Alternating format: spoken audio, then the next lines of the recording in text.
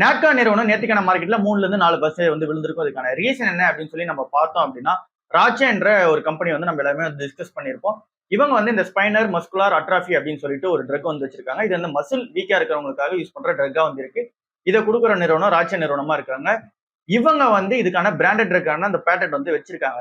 So இது வந்து இந்தியால வந்து நாங்க வந்து இதுக்கான ஜெனரிக் ட்ரக் வந்து பார்த்தீங்கன்னா லான்ச் பண்ண போறோம். ஸோ அதுக்காக எங்களுக்கு வந்து பேட்டன் கொடுங்க அப்படின்ற மாதிரி இங்க நாட்கோ நிறுவனம் போனாங்க. டெல்லி ஹைகோர்ட்ல வந்து இதெல்லாம் நடந்தது.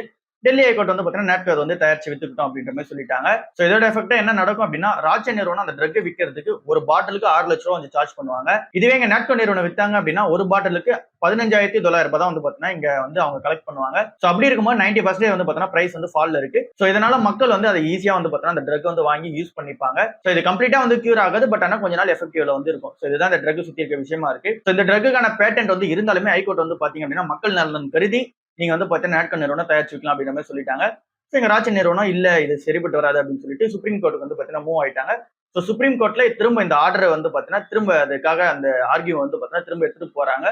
ஸோ இங்க ஹைகோர்ட் வந்து பாத்தீங்கன்னா செல்லுபடி ஆகல. ஸோ அதனால சுப்ரீம் கோர்ட் வந்து பாத்தீங்கன்னா மூவ் ஆகுறாங்க. ஸோ சுப்ரீம் கோர்ட்ல ஒருவேளை ராச்சி நிறுவனம் ஜெயிச்சிருவாங்க அப்படின்ற எக்ஸ்பெக்டேஷனால நாட்கோ நிறுவனத்தை வந்து அடிச்சிருக்காங்க. பட் ஆனா ரியாலிட்டியில பார்த்தோம் அப்படின்னா நாட்கோ நிறுவனத்துக்கு தான் இப்ப வரைக்கும் பெரிய பிளஸ்ஸா வந்து இருக்கு. ஸோ இறங்க இறங்க நம்ம கன்சிடர் பண்ணிட்டே போவோம்.